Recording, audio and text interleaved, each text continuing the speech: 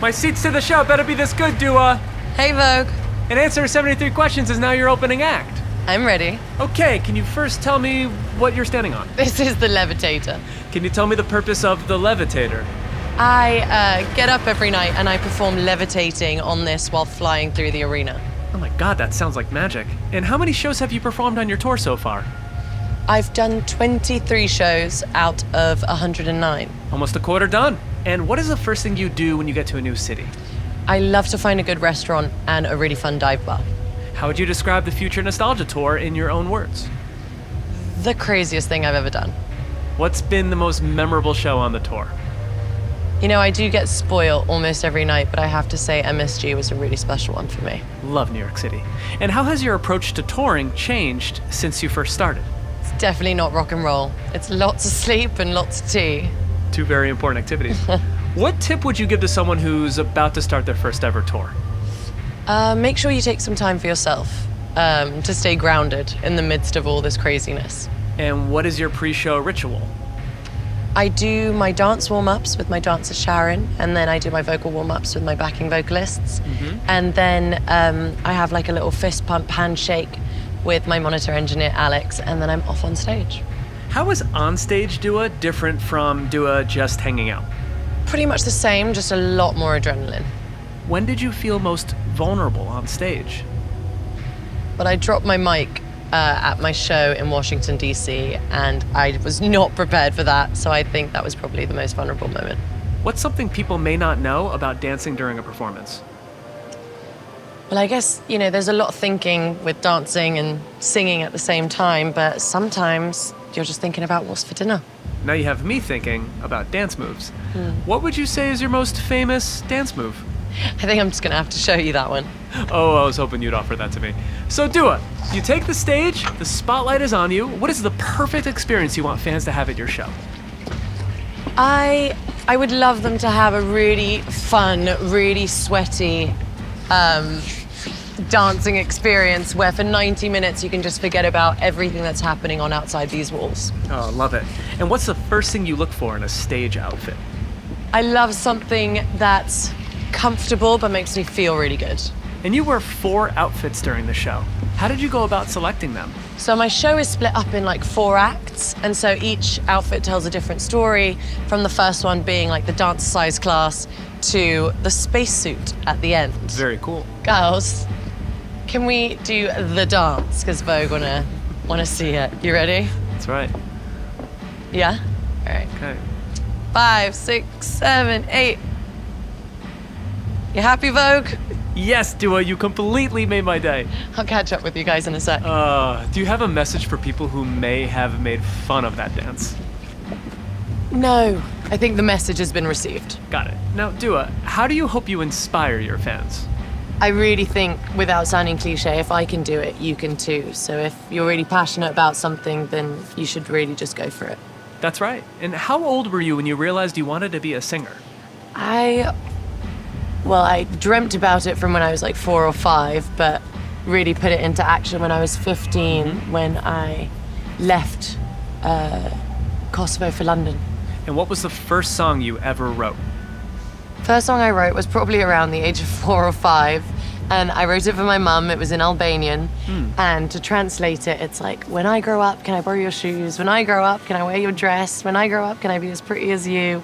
And now it's just a running family joke. Oh, that's cute. And what was the most important lesson you learned when you started making music? Just to be really proud of the things that you put out, you know, what you represent and who you are as an artist, just to make sure that you have no regrets when you look back on the decisions that you made. What trait did you get from your mom? I definitely got my nurturing side and wanting to take care of people from my mum. And what about from your dad? The hard-working side and definitely the curiosity element. Was Albanian or English your first language? Albanian was my first language. What Albanian phrase was most often repeated in your house? Çka ka me hunger? And what does that mean? It means what's for dinner. What was for dinner? Lots of yummy stuff. My mum, she's a great cook, and she cooks amazing traditional Albanian food, so I always look forward to it, especially after a long stint on tour. Oh, that's amazing. And what was the most important thing you learned after moving out of your parents' house? I learned how to cook and how to do my dishes and do my laundry. Those are important things to know. And how do you unwind after a performance? I'm still figuring it out. But do you want to follow me and I'll show you something really, really cool? I would very much love to see something cool. Now, Dua, what is the most important thing that travel can do for a person? I feel like it can really just broaden your perspective and your horizons.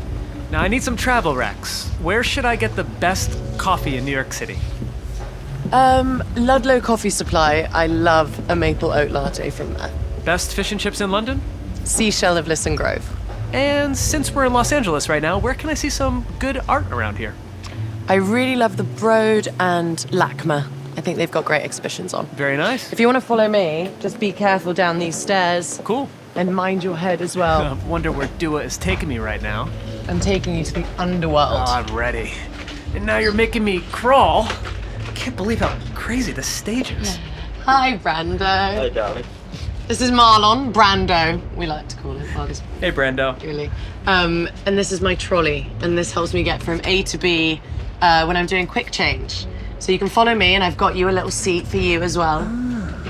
So we can do this together. Nice. So this is how you do it. All right. So Dua, where do you keep your first Grammy? My first Grammy is on the mantelpiece, on top of the fireplace. That's the perfect location. And out of all the award ceremonies that you've been to, which one would you say has the best after party? The best after party is at the Brits, because English people love to get f***ed up. Well, speaking of going out, have you ever used a dating app? I haven't, no. And what's the worst date that you've ever been on? I once went out on a date with a guy. We went to a party, and then we went to the smoking area, and he just started kissing another girl. How rude is that? All right, let's shift gears. If I give the names of people you work with, can you give me one word to describe them? Just one word? Just one word. Okay. Okay, Elton John. A maverick. Calvin Harris. A polymath. Thanks, Branko. And what about Megan the Stallion? Well, it's not really one word, but the hot girl. Now, who would you say you were most excited to collaborate with on the Future Nostalgia remix? I was really excited to collaborate with the Blessed Madonna. Just getting to work with a female producer for the first time was really special for me, and get to reimagine the album was super cool. That is cool. And what song would you play at a dinner party to get every single person on the floor dancing? Oh, The Time Is Now by Moloko. How did your songwriting approach change between your two albums? I just got more confident, and I trusted myself and my craft. And what is your favorite lyric that you've ever written? I'll sink my teeth in disbelief because you're the one that I want, which is from my song Love Again. So I love your Future Nostalgia tattoo. When did you get that? I got it before my album came out. I actually announced my album title through the tattoo. Very cool. And do you regret any of your tattoos? No, I don't regret any. Gin or vodka martini? Vodka martini, filthy. And what's one word that describes your style right now? Playful. I think that's a perfect description. All right, I'm gonna go and quickly change, and I'll be right back. Okay, Dua, I'm gonna keep firing questions at you while you're changing. We can't stop this. All right. All right. What's the biggest difference between getting ready for a red carpet versus getting ready for a concert? When you're getting ready for a show, especially when you're on tour, it's like the traveling circus. You have a routine. It's so much easier, I feel, whereas I feel like red carpets have a lot more pressure. Totally. And what's the biggest difference between your style 5 years ago versus now? Elevated, darling. And who do you think has the best style in the world? I love Kristen McMenamies. Oh, love her. Whoa! I'm getting pretty good at this quick change thing. Should we go and hang out in my dressing room for a sec? That was amazing. So what is your go-to outfit when you're not working? Working, not working, always in a look. What's something that you would never wear? Crocs. Me too. Stilettos or platforms? Stilettos. Monochrome or multicolored? Multicolored. What was the first designer item that you ever bought? Hey guys. What's up? First designer item I bought were a pair of Alexander McQueen boots that I got when I signed my record deal. I wore them to death. What was your favorite job? My favorite job was working as a hostess in a restaurant in Soho. I had a lot of amazing memories, made some great friends, and some really debaucherous nights. I can imagine. Who can always make you laugh? My siblings, but I think both me and my sister Rena can agree that our brother Jin is the funniest. What was the last list that you made on your notes app? I'd have to have a look. All right, take the list out. Let's have a look. The last list I made was the numerology report that I got from an astrologist. Ooh, can I see it? Okay. Hey, John. Hey, John. So how did you get the idea for Service 95?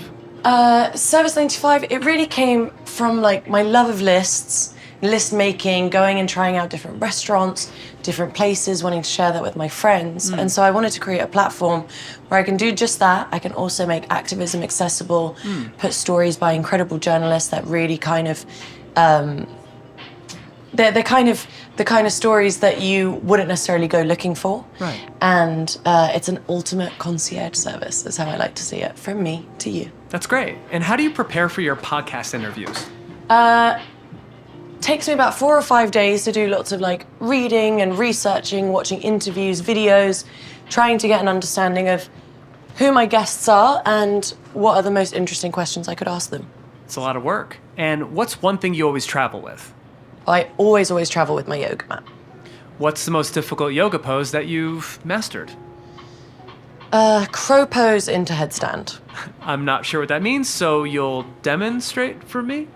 In heels and jeans, I can try. That's great. And I'm gonna be over here and Okay. not get in the way of this at all, so.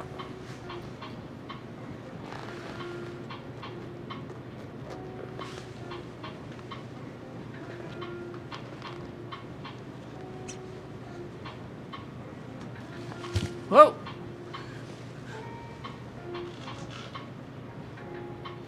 And she nails it! 10 out of 10 execution from Dua Lipa. That was amazing, and thank you for showing me that. Of course, anytime. Okay, so one thing I love about you is that you've never shied away from sharing your beliefs. Why is that so important to you? I feel very lucky to have this platform, and so I feel like I need to use it for something that's way bigger than me. Makes sense. And what's a cause that's on your mind right now? I'm actually currently working with the activist Nadia Murad and trying to find out ways on how we can help the Yazidi community. Who inspires you politically? King Bernie. Is there anything that you'd like to set the record straight on? A lot of people ask me if Dua Lipa is my real name, and it is. Noted. And do you have any newer rules that you would like to add to the new rules that you had before? Yes. Make sure you give your friends your phone on a drunk night out so you don't end up drunk calling someone a million times. That's right. And what's one question you're tired of being asked? Are you ready? And last question, question number 73. For everyone watching at home, what is the definitive answer to the question, are you ready? Always. And I'm ready for your performance. Excited to see you on stage. Mwah. Thanks, Dua.